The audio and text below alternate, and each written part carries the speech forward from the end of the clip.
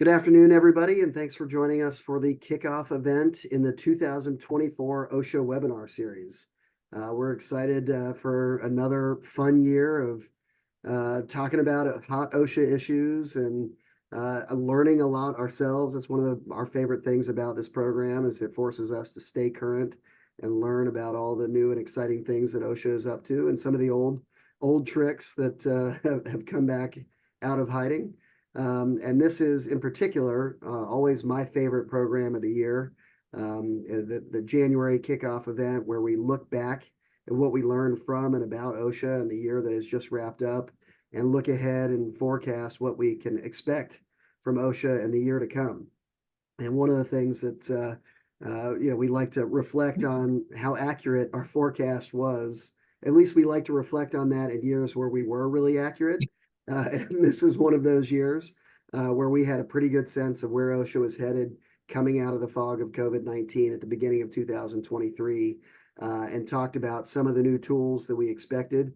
OSHA would be launching instance by instance citations, changes to the Severe Violator Program, huge advancements on a couple of really important rules, and really just sharpening OSHA's teeth from an enforcement standpoint. And that's exactly what we saw in 2023 and what we're going to talk about in some detail today. So we're going to go through OSHA enforcement, a look back at 2023 and what to expect this year, OSHA rulemaking updates at the federal level. We're going to get into a couple of sort of a unique category of where OSHA was particularly pro-labor this year with some big policy changes and some rulemakings. And then we'll talk about the context. What else is going on in 2024 that could have a big impact on OSHA? And then we'll talk about California in particular, some major updates out on the West Coast. And I'm going to hand it over to my partner, Aaron Gelb, to start us off talking about some enforcement data and trends. Thank you, Eric, and nice to have everybody joining us as well. Also, one of my favorite webinars to present. I sit in Chicago. I lead the firm's Midwest OSHA practice, being in the Midwest with lots of manufacturing, logistics, and all that good stuff. And I'm out in the field a lot in doing inspections in person. We've been doing that for a couple of years again now after a couple of year what seemed like a break for a couple of years. And as Eric was mentioning, I think anecdotally, I was noticing and commenting at presentations throughout the year about what I was seeing as a significant increase in inspection and more aggressive tactics. Lots of talk last year about using all the tools in the toolbox, and I think now that we have the data, it definitely confirms what we were observing in real time, and I think it definitely establishes that those, or confirms that a lot of those tools have been sharpened and are being used a lot more frequently. So if you've joined us in the past, you've seen a version of this slide, and I don't think any of the numbers here or the most recent numbers come as a surprise to anyone. In fact, I probably expected to see it a little bit higher, but as you can see, we're back to the levels that OSHA was at for the number of inspections towards the tail end of the Obama-Biden administration. But I don't think it tells the whole story. And I certainly think that we're going to continue to see an increase, probably back to maybe even closer to the beginning or middle of the Obama-Biden administration. We all know that the numbers dropped significantly in 20 and 21 due to COVID. And I don't think that the increase is simply a result of coming out of COVID. As Eric we've been talking internally, a big priority for the agency, and Doug Parker in particular, has been to increase staffing levels throughout the agency, particularly at the compliance officer level. Those numbers were about as low as they've ever been at the end of the Trump administration, and OSHA has been aggressively pursuing or restaffing its levels. I know from a lot of the inspections that I've been on, they're either being run by a relatively new compliance officer, maybe in their start of their second year, or the more grizzled veteran has brought a new person on with them, and that brings a whole host of challenges in my experience, because I tend to find the less experienced compliance officers can be more challenging. So what you see here with now that they've ramped back up to levels where I think are close to where they want to be, and will probably continue increasing staffing to the extent they can as their budget allows, is that you're just going to, with more compliance officers, you're going to continue to see more inspections. That's not the end of the story, of course. As you can see from the statistics in the little box there, when OSHA comes on site, they tend to issue citations. And probably more importantly, when they do issue citations, those are at least at the serious level or worse. And then if you move to the next slide, continuing this trend that we've been talking about for a couple of years now, this real emphasis on proactive enforcement targeting and I think this number you see at the bottom in orange, that almost half of all inspections in the last fiscal year were programmed inspections. And so that means whether they were national emphasis programs or regional or local emphasis programs, that the agency is focusing its resources in the areas where it believes that there are hazards, where it believes that there are violative conditions, and thus issuing citations as a result. We've highlighted in the screen those emphasis programs that are new or have been revised, updated. And as you can see, it's a pretty broad range of areas of focus. Obviously, the heat illness NEP continues to, I think, surpass expectations in terms of the number of inspections that the agency seeks to conduct. There's the new fall national emphasis program, and I've already seen a couple of incident inspections here in the Chicagoland area, where OSHA showed up to inspect the incident and then expanded into a fall-focused NEP inspection in addition to the incident inspection. We're dealing with a number of inspections under the warehousing and high injury rate retail NEP. And then here again in the Midwest, I'm dealing with quite a few food manufacturing emphasis programs inspections, as well as forklift-focused and noise-focused LEP inspections. So the takeaway here again is the agency is targeting its efforts as much as it can to get out there and can either expand inspections under these emphasis programs or conduct and open random inspections based off the lists that are generated at the area office. So this is a pretty broad series of topics. It likely encompasses almost everybody that's listening. So we encourage you, if you're not sure what local and or regional or national emphasis programs apply, give us a call or get on OSHA's website, figure it out. Those directives for those emphasis programs spell out exactly how those inspections are going to be conducted, and it's a great way. It's kind of like having the answers to the test, or at least knowing what the questions are going to be, so you can prepare better. Moving on to the next slide. Again, another one of our tried and true favorite slides. I think anyone who's listened to us in the past will also not be the least bit surprised.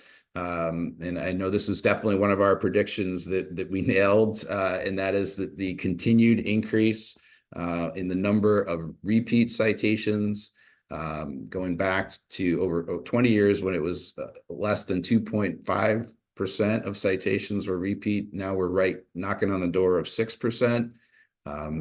As we keep reminding folks, I mean, these are policies that were put in place during the Obama-Biden administration by David Michaels. A really focused effort to look for and cite repeat violations by looking at and issuing citations based on all corporate facilities within FedOSHA jurisdiction throughout the United States, expanding the look-back period from 3 to 5 years, and then that proactive targeting that just as we talked on the emphasis programs. Similarly, and I talked about this, I think last year, I have seen a significant increase in the number of follow-up and or monitoring inspections. So if you've been cited in the past, particularly if you have if there were issues or concerns from OSHA's perspective about how you were going to be abating those violations, I always tell people to expect them to come back. We've had multiple cases where clients come to us for the first time because they've got that monitoring inspection. They weren't working with us to correct the issues originally, but then OSHA's come back, haven't fixed it entirely. They get another round of citations, and thus, in many instances, they're repeats because you've already been cited once. The thing that we really want to call out here, and this is another thing that I was talking about throughout last year, is the significant number, really blowing past the prior record for the number of willful citations. And that was something that I noted here again here in the Midwest and in other parts of the country where I've handled inspections. Not only OSHA has issued willful citations in cases where I really didn't think, big surprise coming from a defense advocate, but really didn't think they were appropriate, but also very quickly, seeing willful citations issued 6-8 weeks after the inspection opened, something we see a lot in construction, but I hadn't really seen as much in general industry. And it seems to me almost kind of like, well, let's see if it sticks. We've had good success in getting a lot of those willfuls changed to serious. But then OSHA is going to be looking for 4 or 5 serious violations to get the penalty back up. So it's particularly important, I think, nowadays to be mindful of the likelihood that what might have been as serious in the past could well be issued as repeat, based on the evidence that the compliance officer uncovers. And really, you should be listening to the questions that they're asking. It's yet another reason that I can't emphasize enough to get counsel involved during before to prepare for and participate in management interviews. I worked on several inspections last year where managers were presented to OSHA without counsel, without management assistance, and statements that were made, I think, unfortunate, incorrect, misinterpreted statements that led to willful citations. So just know that the agency is looking very closely and making what appears to be a concerted effort to increase the number of willful citations. So moving on then to the next slide, just real quickly, I think if everyone knows now that every January the fines increase. There was a pretty big increase from 22 to 23, as you can see, consistent with inflation at the time. Now that inflation is improving a good bit, fortunately the fines increased far less than I was worried that they might, earlier last year. But now again, we're over 16,000 for a serious violation, and as high as 161,323 for a willful or repeat. So again, two repeats, 2 willfuls, and you're over 320. Add a third, and you're knocking on the door of 500,000 just with three violations. So it makes it all the more important to try to get your house in order and manage those inspections effectively. I think I've got one more slide to cover. Again, I think this is all part of the same theme, right? With greater proactive targeting, with more aggressive enforcement. It's certainly a lot easier when you're issuing more willful citations, and those citations last year were cited as high as 156,000 per violation, that you're going to see a record number of significant enforcement actions. And we've broken it down here a little bit just to show not only the number over 100,000, but over those that are even higher, over 250, between 250 and 1 million. You can see there were 108 last year. There were over 250, which was, when you look back about 10 years, the total number of significant cases. So again, consistent with what I've been saying through both today as well as the last year's program, I fully expect that number will be at least 390 in 2024, if not surpassing 400. These trends are certainly going to continue for the remainder of this year throughout the rest of the first term of the Biden administration. So, and last comment is, you can see the average, and probably that may be the most significant, an average of 310 significant cases per year at OSHA under the Biden administration. So it's a trend that is going to continue, and it just means that the stakes are going to remain very high for the foreseeable future. Yeah, I mean, this slide is remarkable to me. I mean, this is the culmination of all the things that Aaron was talking about: higher penalty authority, more inspections, more citations every single year being characterized as repeat and willful, with those 10 times higher penalties, with those aggravated characterizations, and a couple of the other new tools in OSHA's enforcement toolkit. What a huge impact that's had on OSHA enforcement. It's been decades now that you watch the head of OSHA, at least during Democratic administrations, going before Congress and pounding their fists on the table and saying, we don't have sharp enough teeth. We can't enforce the way that EPA and other executive agencies are able to enforce. And maybe they still can't. They're still, not really nothing compared to EPA and others. But the idea that we're seeing more of these $250,000 plus enforcement actions than we used to see $100,000 total enforcement actions, even during a Democratic administration, during the Obama-Biden administration, is a huge deal. And I think we're starting to see more of these $1 million enforcement actions as well. Was it 13 during this administration just in 3 years?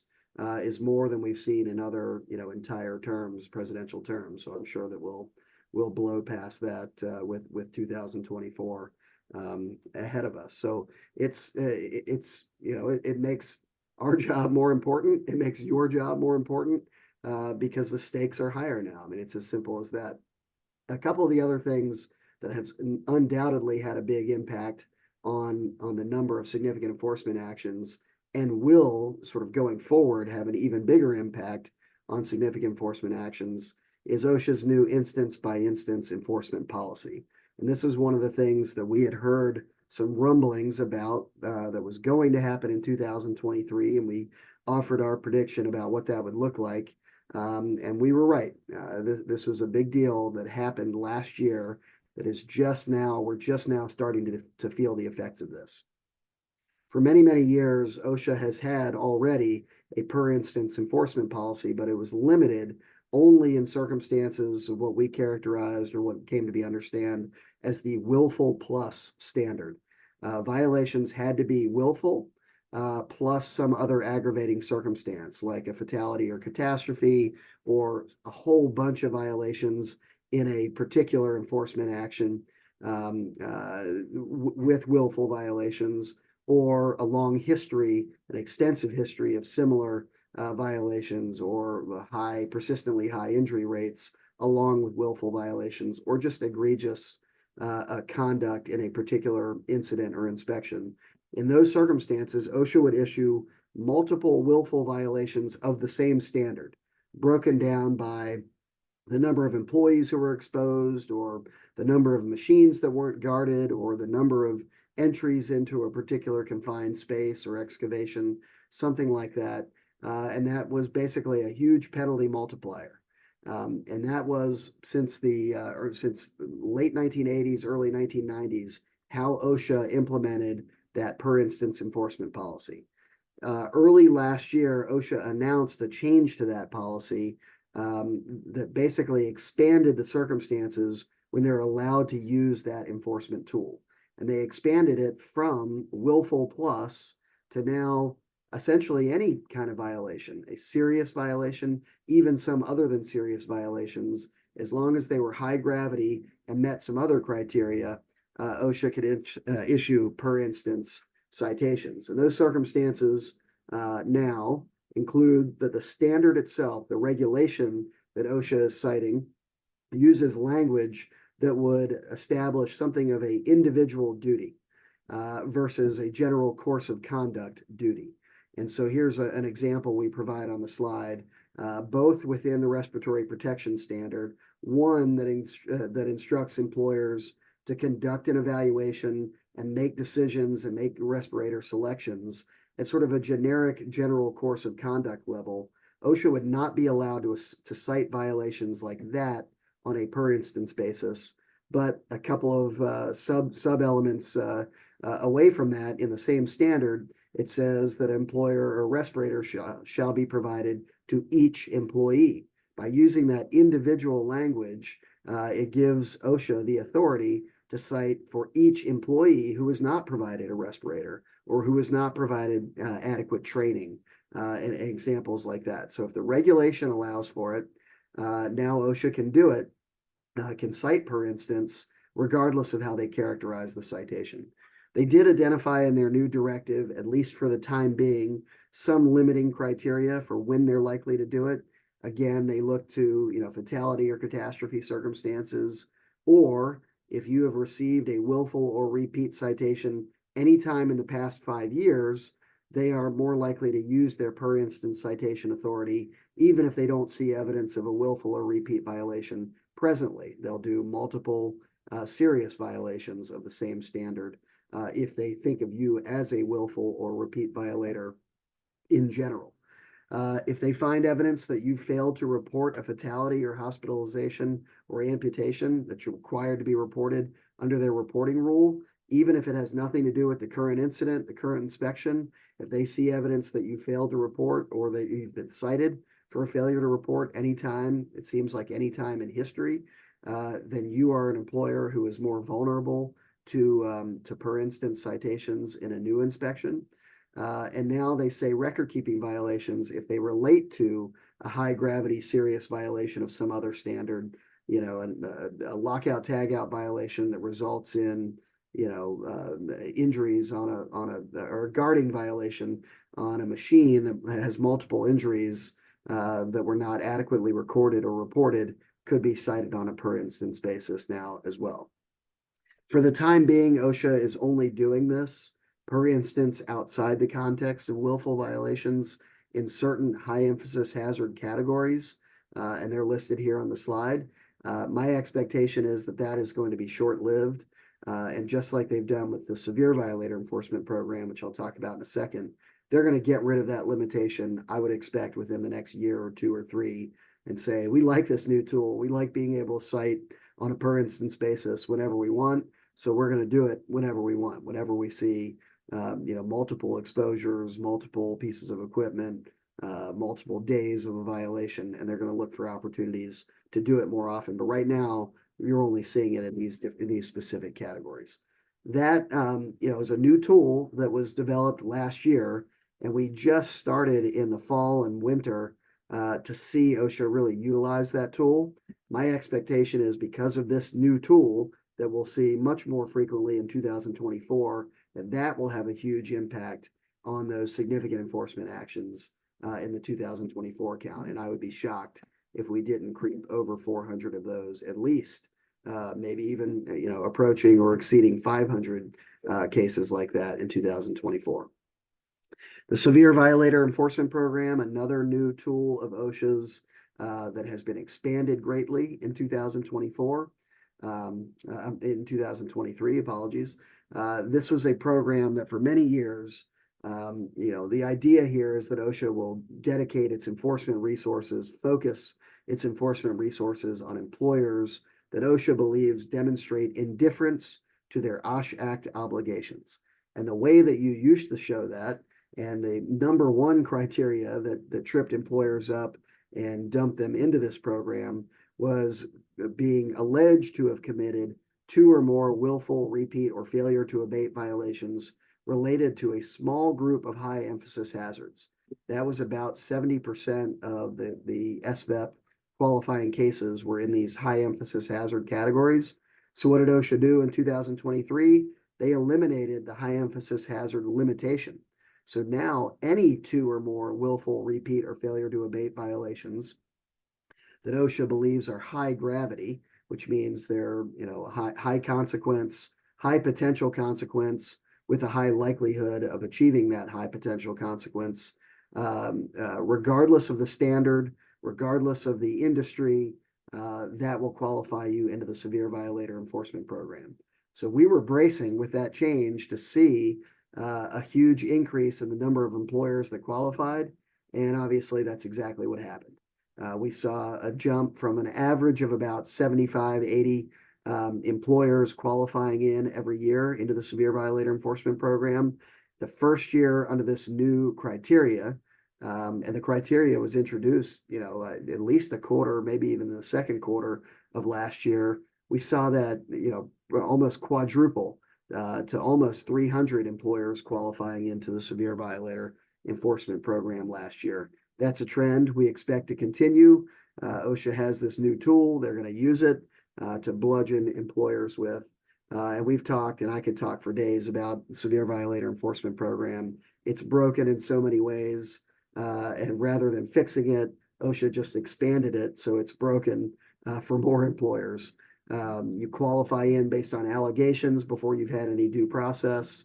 It's nearly impossible to get out. And OSHA uses its own designation that you're a severe violator to open follow-up and sister facility inspections all over the country, sort of concocting their own version of probable cause to conduct an inspection, which I think is unconstitutional. I think this whole program with the punitive elements of the program kicking in just based on allegations, and OSHA sort of concocting its own probable cause to do future inspections violates, the Fourth and Fifth Amendment of the Constitution. But, so far there hasn't been a good challenge to that yet. Maybe one of you will engage us to do that someday. So that's what the new tools in the toolkit have looked like from an enforcement standpoint. And they've been powerful. I mean, it is frankly the most aggressive, most enforcement heavy year of enforcement in the agency's history. Sets us up for, I think, what will be even more substantial in 2024. So I hate to be the bearer of bad news, but that is the landscape we've got right now. And it's not just new tools on the enforcement side that OSHA is working with. It's new rules that it's working on. And my partner, Kate McMahon, who is a rulemaking specialist, is going to walk us through some of that. All right. Well, good afternoon, everyone. Happy New Year. We think, continuing the theme that Eric and Aaron have begun here, we think that this is going to be quite a year for OSHA in the rulemaking area.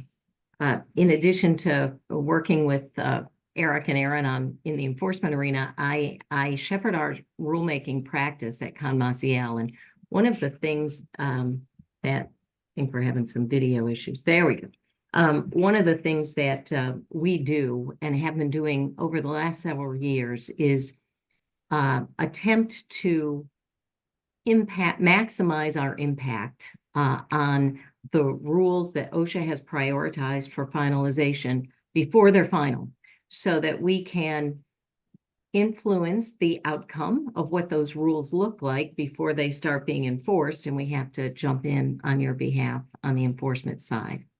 We've been fairly successful, I'm proud to say, in working collaboratively with OSHA over the last several years to shape and influence the outcome of several rules. And this is going to be, as I said, a very big year for OSHA in the rulemaking arena. We expect to see, I mean, we've got here the top 10 rulemaking priorities of the Biden administration.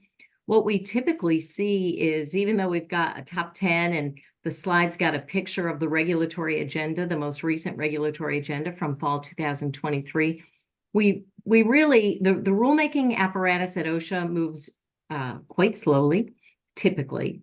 And so years and years and years sometimes pass before any real progress is made on the development of a rule.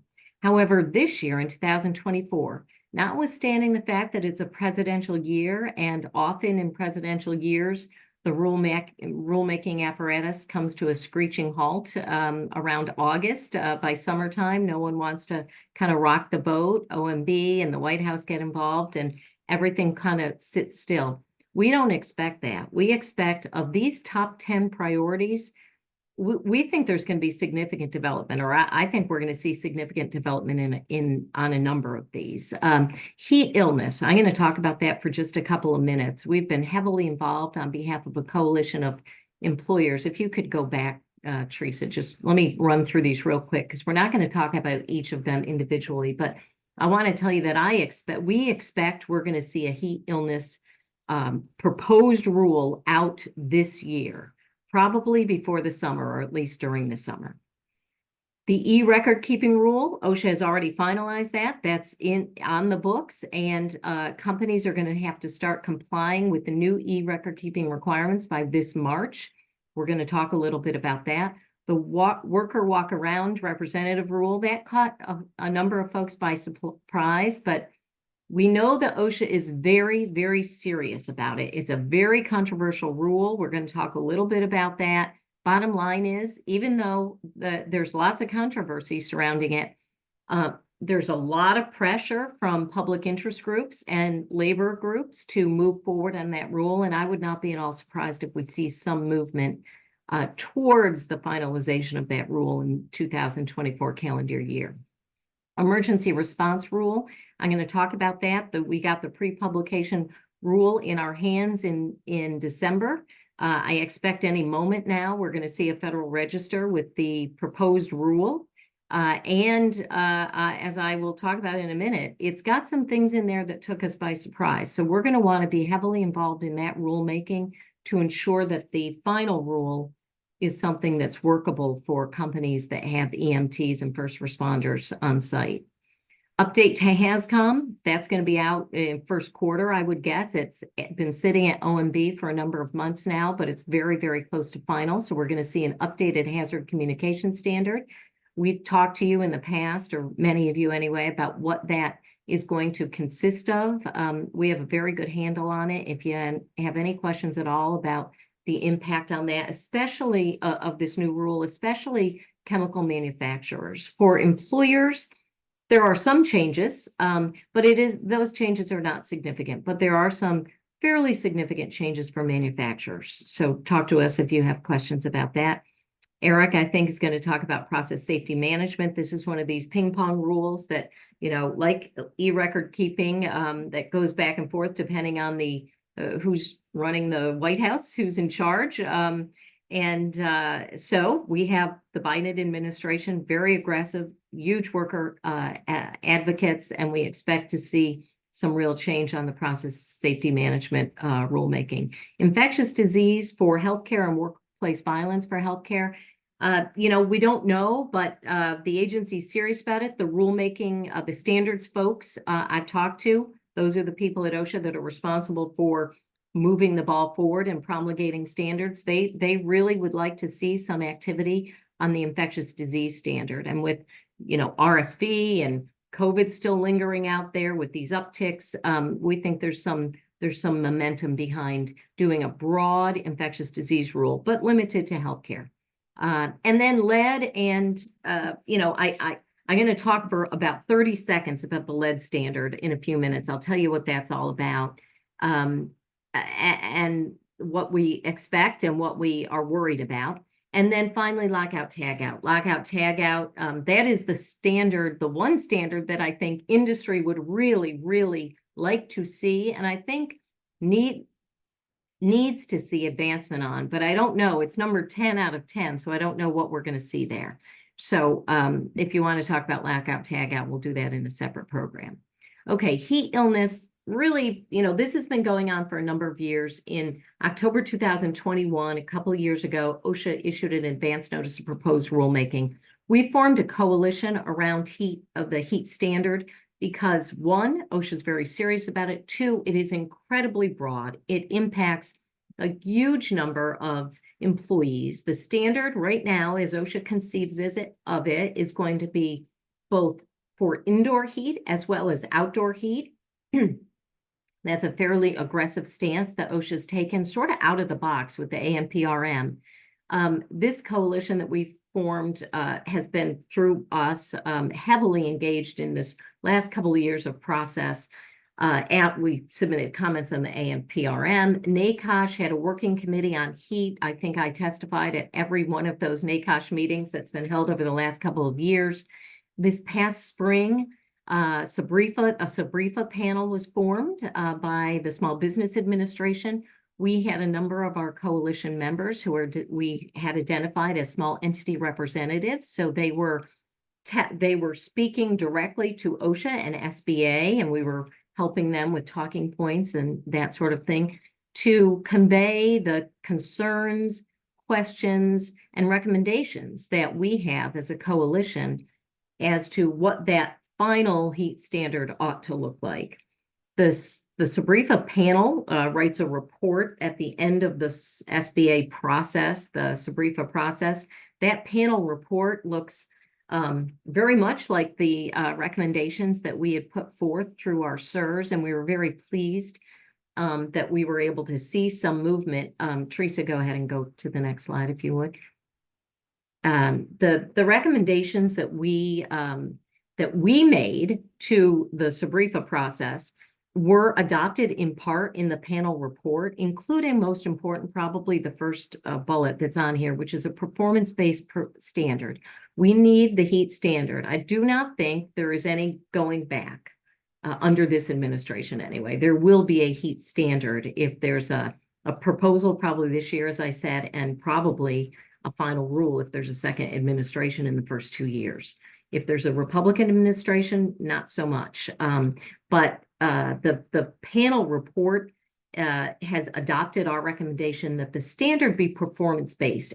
Many of our clients have really solid heat programs. We want to allow those heat programs to be compliant programs under the new standard. But just as a warning, and this is #1 priority for the agency, we expect there will be a written plan requirement. There will be robust training requirements. There will be established heat triggers. I don't know whether that's going to be wet bulb globe temperature, heat index, ambient temperatures, but there will be standards that will trigger your requirements under the OSHA standard. Rest, water, shade, those 3 things undoubtedly will be part of the standard. What they look like, though, it's all sort of soup right now. We don't know exactly, but we put forward some very strong recommendations about what those things look like. We're not opposed to having rest breaks. We're not opposed to water for our employees. We're not opposed to shade breaks, but how those things are done, that's where the magic is. And that's where our influence, I hope, is going to end up having true impact on what that final standard looks like. A heat log is another thing to watch out for. OSHA's talking about having a heat log, kind of like healthcare had a COVID log. Even if it's just a first aid case, that case would have to be recorded, not on your OSHA 300, but on a separate heat log. And finally, acclimatization requirements. There will be acclimatization requirements. Again, what those look like exactly is unclear, but expect that. And please, if you have not already worked with us through this coalition, please reach out to us because, our coalitions have been effective in the sort of the broader they are and the more diverse they are, the more impactful they will be. So work with us. It's also a very, very cost-effective way to influence a rulemaking. So call us, reach out to us, and help participate in this next stage of the heat rulemaking, which will be the notice, the notice of proposed rule. Okay, emergency response rule. Very quickly, let me just tell you what's going on there. As I mentioned, there's a pre-publication notice of proposed rule that was issued in December. We've already reviewed it. We have identified a number of almost shocking, if we're reading them right, and we're holding our fire here a little bit to make sure we understand this, but if we're reading them right, there are some requirements that were not expected and that are concerning. And so we will be forming a coalition around the emergency response rule. Please reach out to us. Again, very inexpensive way to have influence on the shape of this rule before it's promulgated and you have to comply with it. Basically, the plan for this rule was to update the fire brigade standard, along on the book standard of OSHA's, pretty woefully out of date, honestly, and in need of being updated. The agency has provided that we will have at least 90 days to comment on the rule. So we've got a little time. The NPRM is not in the Federal Register yet. That means we're looking at probably the April timeframe, and we may need to ask for an extension. So I expect that most of you will not be opposed to the core part of the emergency response rule, which is to kind of update the consensus standard about technology and PPE. There's been decades of advancement in those areas. That's all good. However, in addition to those requirements, we see some questioning or some things that we're questioning and maybe troubling about the standard, including the requirement for vehicle preparedness standards. There'll be facility preparedness standards. There's an incident management system that is going to have to be, at least according to the pre-publication of the proposed rule, is going to be essentially a system that employers who, and these are employers, by the way, who have emergency responders, who have EMTs, first responders on site. And it also applies, of course, to like local fire departments. So we're not focused as much on the municipal entities as we are on the private employers who have their own first responders. Many of our clients, our larger clients, have first responders, train them, have ambulances, and handle first response for themselves and their contractors at times. This rule will apply to them. This incident management system is designed so that employers can direct incident scene operations. It's command and control stuff. There's talk about standard operating procedures for controlling an incident and commanding an incident. There are also, there seems to be requirements for a community, that's for the fire brigade, but a facility vulnerability assessment. Possibly the most controversial provision that we've seen in the pre-publication is what seems to be a requirement for health and safety inspections of your facility and your employees to identify in advance where emergencies might happen. And that is, seems to hit directly with auditing programs, voluntary auditing programs that companies do. A lot of companies will do those under privilege. That is a real concern. So a lot of issues, a lot of concerns. We will keep you apprised, and please think about joining the coalition that we're about to form. Lead standard, 10 seconds really, well, maybe 30 on this.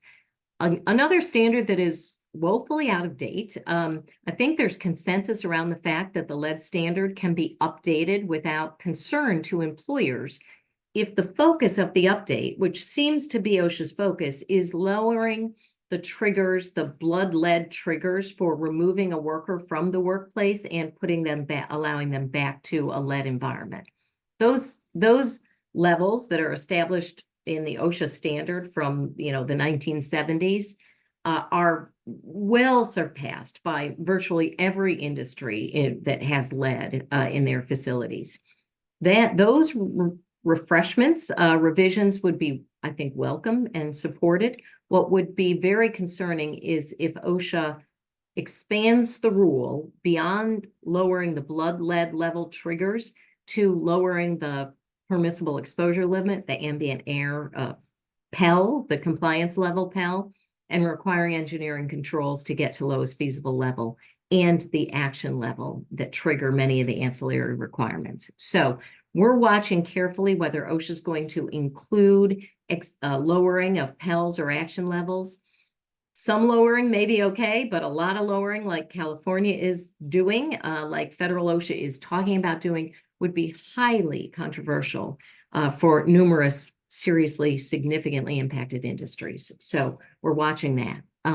Finally, I want to at least alert you to a very novel and fascinating development that's occurring, resulting from Frank Lautenberg's amendments to TSCA, the Toxic Substances Control Act, in 2016. This has been interpreted differently under the Trump administration than under the Biden administration, but those amendments essentially expand the universe of entities that are of concern to EPA when they look at the new use of chemicals, essentially. And as this administration is interpreting those 2016 amendments to TSCA, what is allowed are the establishment of workplace chemical protections that include basically PELs, airborne limits for chemicals, PPE requirements, engineering controls possibly, notification to downstream users, your customers, if you're a chemical manufacturer, and record-keeping requirements. Those things all sound very similar to us in the OSHA world. That's because that's OSHA's wheelhouse, right? regulation of chemicals with PELs and ancillary requirements around those PELs, PPE and the like. What we're seeing, and there are 3 that'll be out of the box. EPA has 10 priority chemicals over which we will see some activity in this workplace chemical safety regulation area in all likelihood over the next year or so. And if EPA, as it looks like they are about to do, establishes PELs and other typically occupational safety and health requirements for new chemicals in the workplace or existing chemicals put to new uses that are regulated under TSCA, then there's going to be a really interesting development on the enforcement side. EPA, of course, would have authority to enforce its own regulations, an area that is wheelhouse OSHA and an area where we don't know that EPA has the expertise to understand. We don't know if the EPA has the expertise to monitor, do air monitoring and the like, and maybe it's or OSHA will step in using the general duty clause and sort of reach over its own Table Z requirements and chemical limits to enforce EPA's requirements. EPA and OSHA are talking as we speak about an MOU that we understand is being developed and will be possibly ready imminently, that might give us some more insight into OSHA's role in enforcing these TSCA workplace limits, but something that not a lot of folks know about. So we wanted to let you know about. Lots more on this rulemaking front, but for some other webinar. Thank you, Eric. I mean, and this is a really big deal because I think we know that, OSHA takes 12 to 20 years to promulgate a single individual chemical specific standard. And EPA is a lot faster, has a lot more resources. So this might be the back door around, OSHA's outdated exposure levels and outdated chemical specific standards. We watch them spend, how many years working on silica. This lead has been years and years in progress as well. And they've struggled. They at OSHA have struggled to find a way to be more efficient in regulating chemical exposures to keep up with the science.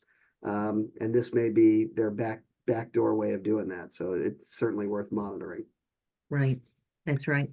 My partner, Dan Deacon, was going to talk about electronic record keeping, but he's home with a newborn who he thought might be napping at this time, but she's not. So I'm going to cover e-record keeping really quickly. This was I would say the biggest final rule development of 2023. Was that OSHA promulgated amendments to the electronic record keeping rule. And if you remember all the way back to 2016, when this rule was first promulgated by the Obama-Biden administration, the rule originally included multiple levels of data submission for larger employers. In certain categories, they were supposed to have to submit all of their record keeping data, from the 300 logs, the 301 detailed 301 incident reports, and the 300A annual summary data. Before that first submission was even required, the Trump administration came in and rolled back the more detailed level data submission requirements of the e-record keeping rule. Early in the Biden administration, they set about to roll back the rollback, and they accomplished that the middle of last year. And they have set it to be effective now. So as you all are working on preparing your 300A annual summaries and getting ready to make your submission in 2024 of your 2023 data, this new rule has kicked in. So if you are an employer with 100+ employees at individual workplaces in the Appendix B industries, supposedly high hazard industries, you will be required this year, in the next month or two, in the next couple of months, to submit the more substantial level, the more detailed level of data from the 300 log and the 301 incident report. There are some other changes to the rule that expanded who was covered by the rule to have to submit 300A annual summary data only. So it is worth checking if you've not been covered historically by the e-record keeping rule. Make sure that you haven't become covered anew with these amendments. And workplaces with 20 to 249 employees in, again, a different set of so-called high hazard industries. We'll have to submit that data. It wasn't a huge change, but it's possible that you've been swept in when you weren't before. If you need help figuring out whether you're covered by this rule at either of those levels, the 20 to 249 employees or the 100+ employees in much higher hazard industries, reach out, let us know, and we can help you with the implementation of this expanded electronic record keeping requirement. And then the last rulemaking issue we wanted to cover, and I'll just be very brief on this, is that we expect in 2024 the reawakening of the process safety management reform rulemaking that was making a lot of progress during the Obama-Biden administration, was put on the back burner during the Trump administration, and has really remained on the back burner through the first few years of the Biden administration. The reason why it is sat still is that EPA, like with this TSCA issue that Kate was talking about, is that EPA is way out in front of OSHA on this. EPA has its sister regulation, the risk management plan rule, which is basically intended to be very similar, almost identical to OSHA's PSM standard. PSM covers the employees inside the fence line. RMP covers communities outside the fence line, the environmental impact of the loss of containment of highly hazardous chemicals. EPA has been moving very quickly, and we are in the literally any day now mode of looking for major amendments to the EPA RMP rule. We think as soon as we see that rule, OSHA will immediately kick its rulemaking apparatus back into gear to try to realign OSHA's PSM standard with the RMP rule, because they will be badly out of alignment once EPA issues those amendments. So that's a big change to look out for. I don't expect that, if OSHA starts that activity this year, I don't think they'll be able to finish it before the end of 2024. But they were pretty far along in this rule, already went through SBREFA. I would submit they've got to do SBREFA again, because the changes I think will be quite different from what we saw back in 2016. But OSHA may take a different view of that and try to move very quickly through that. So that's something to really monitor in 2024, and we'll certainly be doing that and sharing with you. So I want to talk about some interesting pro-labor developments at OSHA, and Lindsay DeSalvo is going to talk about that. All right, thanks, Eric. So there have been a couple, we would say, pro-union, pro-labor activities in specifically the OSHA context. But to give a little bit of background as part of this, President Biden was very explicit when he was running for president that he would be the most pro-union president, have the most pro-union administration. And we've certainly seen this promise play out at the Department of Labor. From having a former union leader as the first Secretary of Labor, to some of the really expansive rules that we've seen promulgated by the Department of Labor. Most recently, I'm sure many of you are aware of the new independent contractor rule that came out from the Department of Labor, which will really sort of expand who would be considered an employee.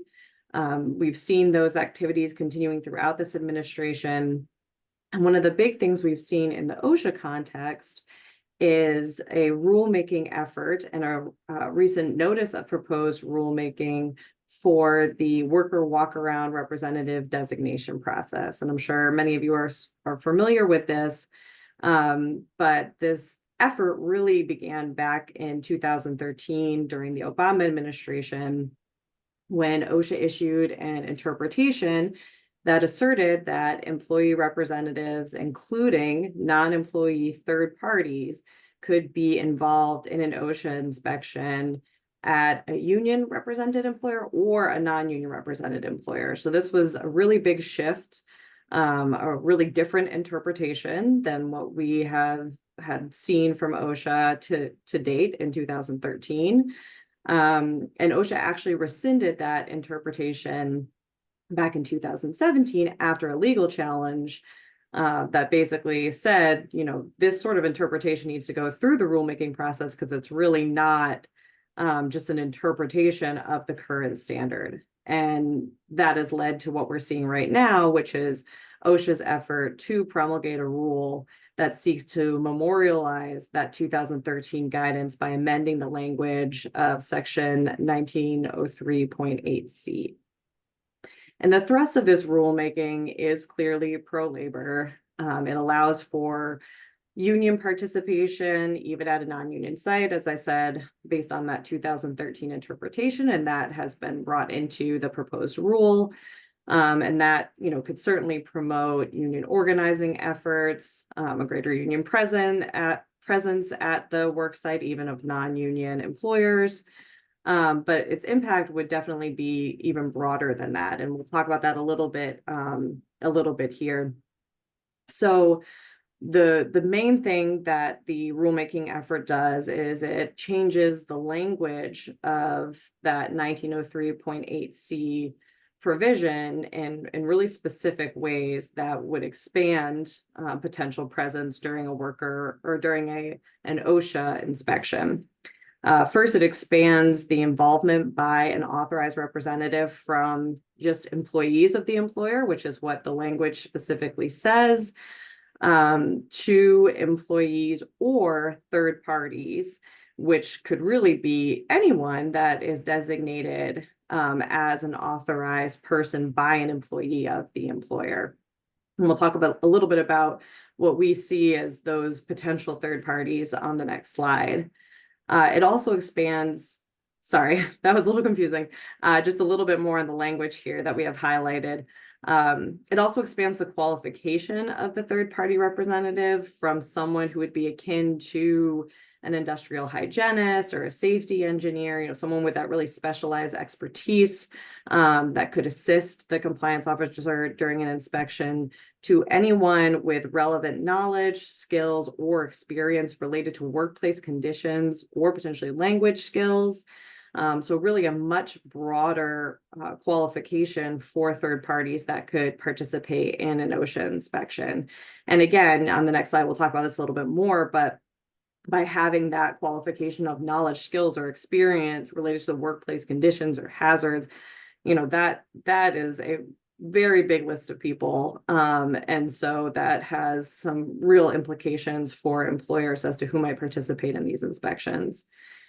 And then it also shifts from simply the ability to accompany the compliance officer during an inspection to the language that they are proposing now, participation in the inspection, which seems to be a much broader role, which seems to be different and purposeful. You know, that change from accompany to participation definitely seems like it was made purposely and would have an impact. And we see that language shift as really potentially allowing the ability to participate more in the inspection than just, you know, walking around with the compliance officer, you know, asking questions, maybe being involved in different parts of the inspection beyond just the walk around, like employee interviews, for instance. So that's some of the implications that we see for the proposed rule, and some of the things that, you know, we've pointed out and others have pointed out to OSHA in comments to that proposed rule as well. Next slide. So who will get to walk around your facility? And this is what I kind of referenced with the language being broadened in the way that it was in the proposed rule. You know, we see this having an implication of not only the union representative, which, you know, I already referenced on the prior slide, but also potentially plaintiffs' attorneys who could certainly, you know, assert that they have some specialized expertise in the work conditions, or at least the conditions, you know, that might be the basis for whatever their client has complained of. And this could allow them to piggyback off of OSHA's broader investigative authority. We also see potentially attorneys and consultants who might have some particular experience that would fit into that broad categorization of just needing, knowledge or experience related to specific types of work conditions, or hazards in that work environment. Certainly worker advocacy organizations. I think that OSHA very clearly expects worker advocacy organizations to potentially be implicated by this new rule and have the ability to accompany a compliance officer during an inspection. Technical experts, there was some ability for people like industrial hygienists to participate under the prior rule, but this could certainly be expanded beyond that really limited technical expertise of someone that the compliance officer maybe has found that would be helpful to them. Could be technical experts that come from a plaintiff's attorney, for instance. They've found this person who has a particular expertise and an employee is claiming that that's their representative. So it could certainly be broader in that sense as well. And then finally at the end there, we have the media, potentially competitors who have that specialized knowledge. So it's just a really broad expansion of the rule, and that can have really significant implications for employers. One more point I wanted to make on that is just that OSHA has provided a comment period for that proposed rule that closed back on November 13th. Our firm actually did submit comments on behalf of an employer coalition related to that rulemaking process. And even though OSHA has received over 11,000 comments as part of that, we do think, and I think Kate referenced this a little bit earlier, that there's going to be a great effort to try to move this rulemaking process along as far as OSHA can in 2024 to get it toward a final rule. And then the other pro-labor, pro-union effort that we saw from OSHA in 2023 that will continue into 2024 is a new recently signed memorandum of understanding to coordinate investigation and enforcement efforts between OSHA and the National Labor Relations Board. And these memorandums of understanding are something that several agencies use. It allows them to work cooperatively together. And so this one was signed back on October 31st, 2023. And I'll say, from my experience that we definitely observed back in 2023, even before this new MOU was signed, that there is coordination between OSHA and the National Labor Relations Board. But the current MOU sort of lays out specific ways that OSHA and the NLRB will cooperate with one another for investigation and enforcement efforts. And I'll just kind of highlight a few of them here: information sharing and coordinating. So this could be information gained during a particular investigation or enforcement action that is then shared with the other agency if OSHA and or the NLRB believes that there is an implication, for safety in the context of OSHA, or for union organizing or organizing efforts in the context of the NLRB, where they might share information with each other. And that leads really well into the next point here, which is referral. So actually referring a particular complaint to the other agency because of the fact that something has been implicated during their investigation, to say that it would be appropriate to potentially be investigated by the NLRB and or OSHA. And there will also be regular consultation between the agencies, so that they are consulting with each other on policy issues, enforcement actions, potentially rulemakings.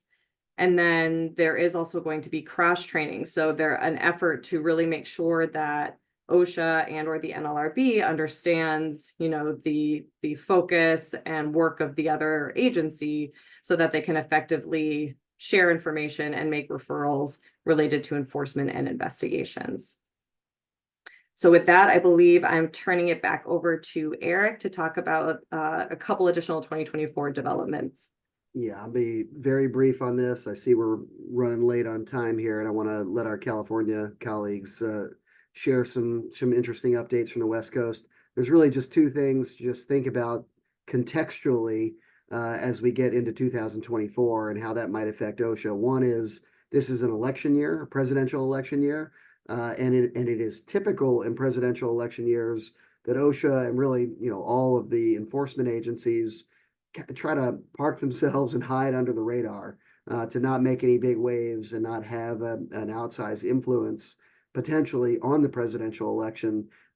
We don't actually expect that to happen this year. We think this will be an atypical election year because maybe even especially at OSHA because of the pandemic. We feel like, talking to our contacts at OSHA, they feel like, and the administration feels like OSHA really lost a lot of opportunity. They lost a lot of progress. A lot of their priorities had to be put on the back burner for 2 years into this administration, focused almost exclusively on COVID-19. I mean, rulemaking, they wanted to be way further along on heat illness, but they were tied up on emergency rules for COVID, the vaccination and testing rule, permanent COVID rule for healthcare.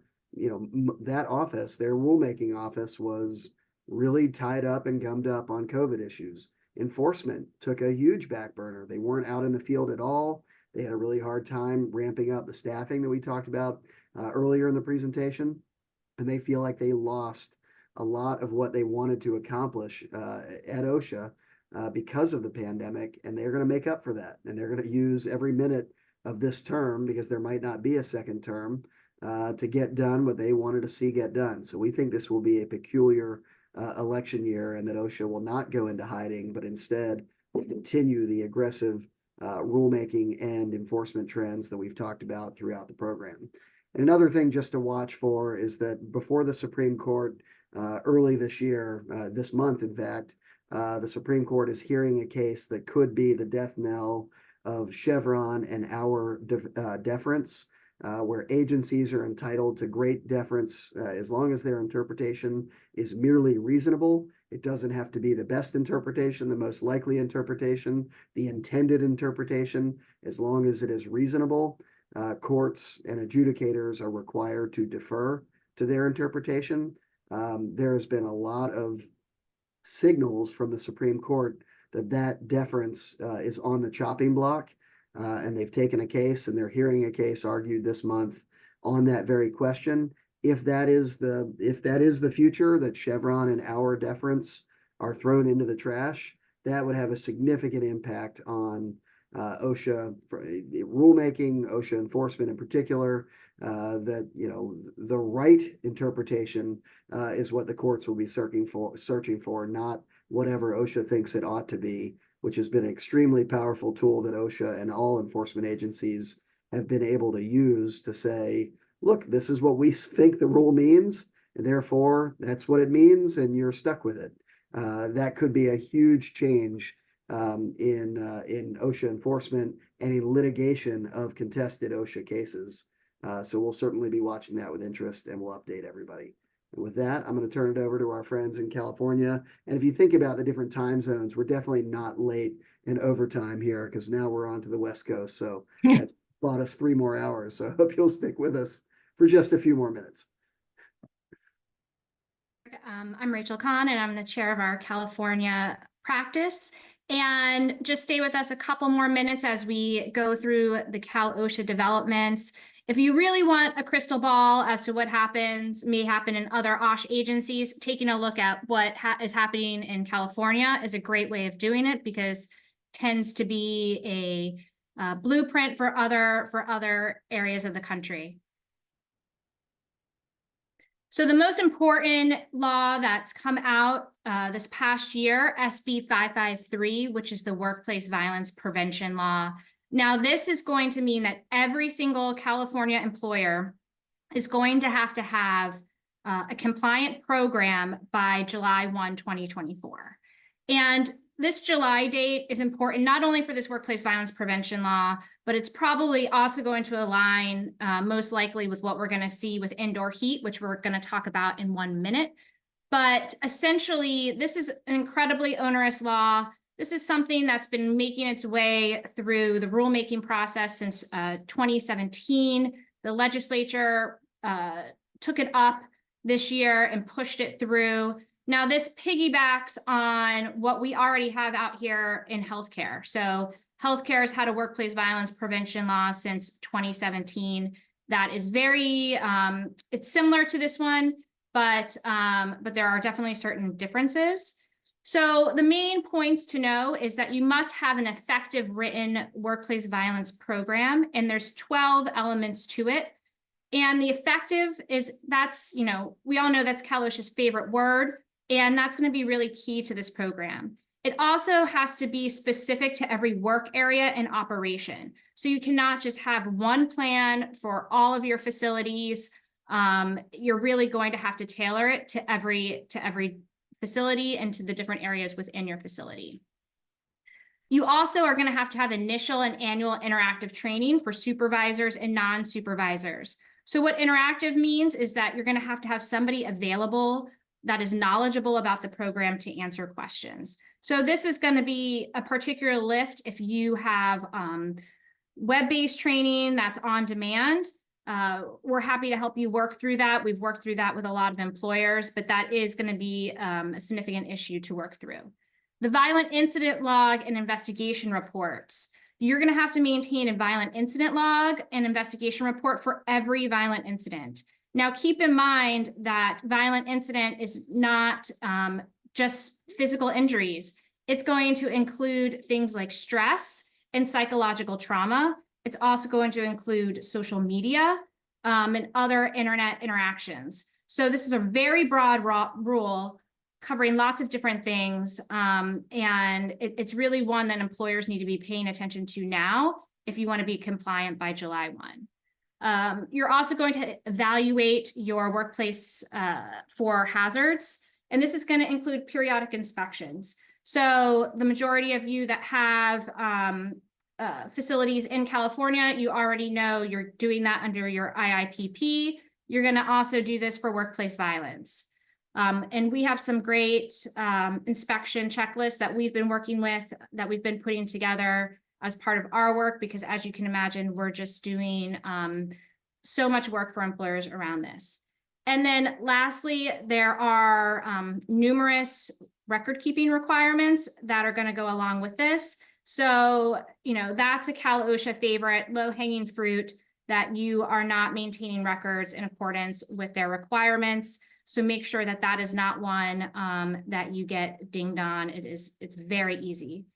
So I know I ran through this quickly. We have a whole webinar that the California team did in November. So check that out if you haven't already. And we have several blog articles on it on our Cal OSHA defense blog. And of course, call any of us about it. And we have a variety of different services and programs that we have in place to help employers through that. And then quickly, I'm just going to give an update on the Cal OSHA rulemaking. This is kind of the main pieces. There's a lot of other stuff happening. You know, we have ATD revisions, we have infectious disease coming up, but here are the main ones that are going through.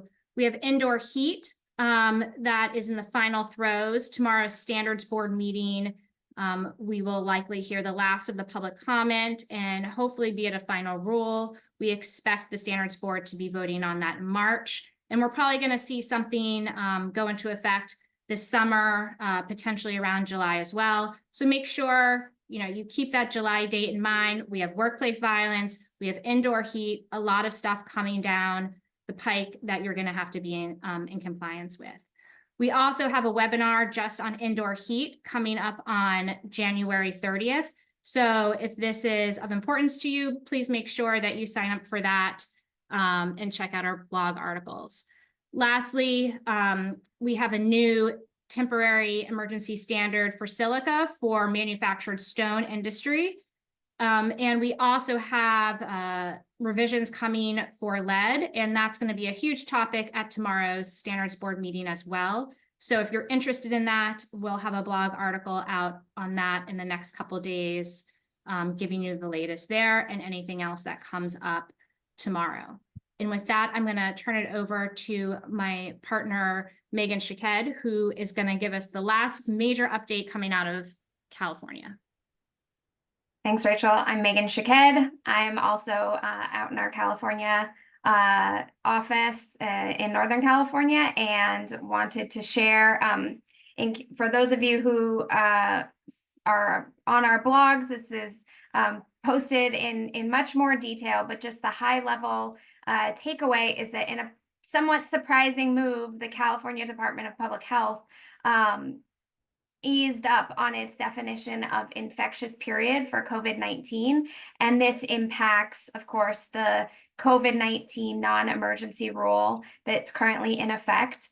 And it reduces the infectious period for symptomatic cases, which was previously a minimum of 5 days, down to 24 hours, until 24 hours have passed with no fever, without any fever reducing medication, and symptoms improving. So that's a very big change. And then for asymptomatic confirmed cases, there's no infectious period for the purpose of isolation or exclusion. Of course, if symptoms developed, then you would go over to the symptomatic category. And in terms of your COVID-19 prevention plan, because the definition, when CDPH changes its definition of infectious period, that change is incorporated into the regulation. It also impacts the definition of close contact and exposed groups, which themselves use the term infectious period. OSHA has pretty quickly updated their FAQs on this. We're happy to answer any questions, as it has raised a bit of confusion. Masking is still required for COVID-19 cases. And of course, as always, if there are any local orders that are more stringent, those would apply. But good news, and some easing of some of the restrictions that have been on employers for quite some time from CDPH. Excellent. Thanks, everybody. This has been a lot of information crammed into a short period of time. And really it's intended to be a little bit of a preview. I mean, the look back is the look back, but a little bit of a preview of what we're going to cover throughout this year's OSHA webinar series. You can see the topics here. Please join us for as many or all of these that you're able to. And we record all the programs, so you'll have an opportunity to listen even if you're not available in live time. We also, new this year, have launched a Cal-OSHA webinar series. So if you have operations in California, I encourage you to sign up for the Cal-OSHA webinar series as well. Here's some information about that. Contact us if you need more information about that or want us to get you registered for all those programs. And check out all of our blogs as well. The Cal-OSHA Defense Report is not brand new, but it is cooking now. We've got multiple posts every month. Really interesting stuff with a expanded team out in California. Encourage everybody to check that out, as well as the rest of our blogs. And some of the services that we talked about today, and then maybe you've seen or heard about, one in particular, our OSHA Record Keeping and Reporting Masterclass. It's become more and more important to get record keeping right, especially with the expanded E-Recordkeeping rule. Contact us if you'd like some help training your record keeping team to make sure that you're getting that right. And then our California workplace violence. This is the hottest thing going on right now, as the employers are scrambling to get compliant programs in place. And we're working with a lot of employers out in California on that. Contact us if you want any help with that, to understand what's required and help getting into compliance with that new law in California. So that's it for today. We've addressed some of the questions that we saw coming in through the chat. We'll take a look through the rest of the chat and follow up with answers to some of those specific questions. But I appreciate everybody joining us today, and we look forward to another great year of interesting discussions about our friends at OSHA. Thanks, everybody.